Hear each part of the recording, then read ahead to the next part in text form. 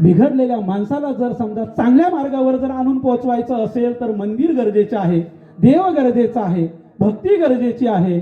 आणि म्हणून देव नाही म्हणून जर समजा एखाद्या ठिकाणी जर वल्गना होत असेल तर देव कुणी आपल्या कोणाच्या मान्य न मान्यावरती देव नसतो. तुम्ही देव माना अथवा नका मानू, देव आहे, देवाचं अस्तित्व त्या ठिकाणी आहे. देव आहे, देव आहे, देव आहे, देव आहे, देव आहे, देव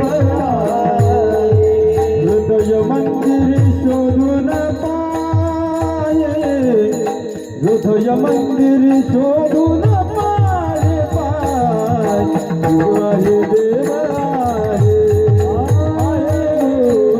देव आहे, देव आहे. हृदय मंदिर शोधून पाय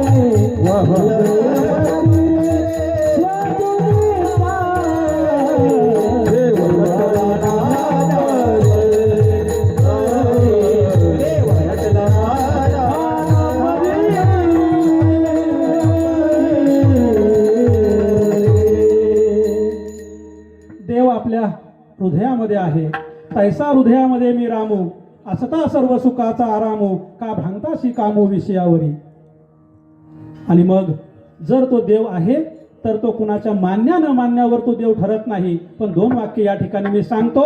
जर तुम्ही देव जर मानला तर त्याचा फायदा काय आहे आणि देव जर नाही मानला तर तोटा काय आहे, हे दोन वाक्य फक्त मी सांगतो. ते असे आहे की जर तुम्ही देव मानला तर तुमचा फायदा असा आहे की संकट समयी देव तुम्हाला आधार देण्याचं काम करतो.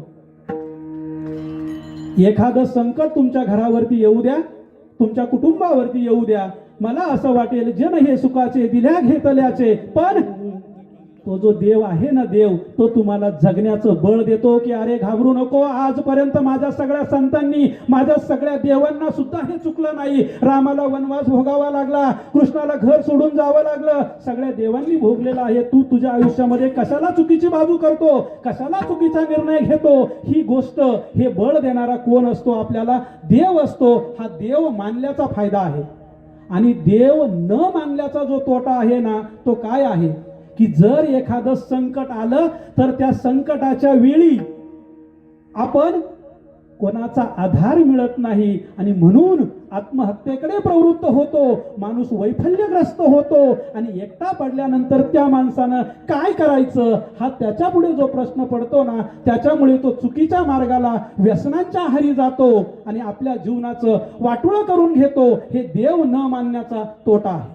आणि मग तुम्ही आम्ही स्वतः आपल्याला ठरवायचं आहे की देव मानायचा. तुम्ही सगळे देव मानणारे आहेत, त्यामुळे न मानणाराचा प्रश्नच येत नाही. कारण जो मानत नाही तो इथे येऊन बसणार नाही, याबाबत माझ्या मनामध्ये तीळ मात्र शंका नाही.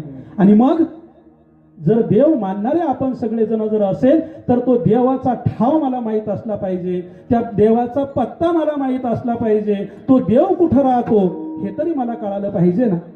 आणि मग जर तो देव तुम्हाला आपलासा करून घ्यायचा आहे, आपुला तो देव एक करूनी घ्यावा, तेने विन जीवा सुख नाही.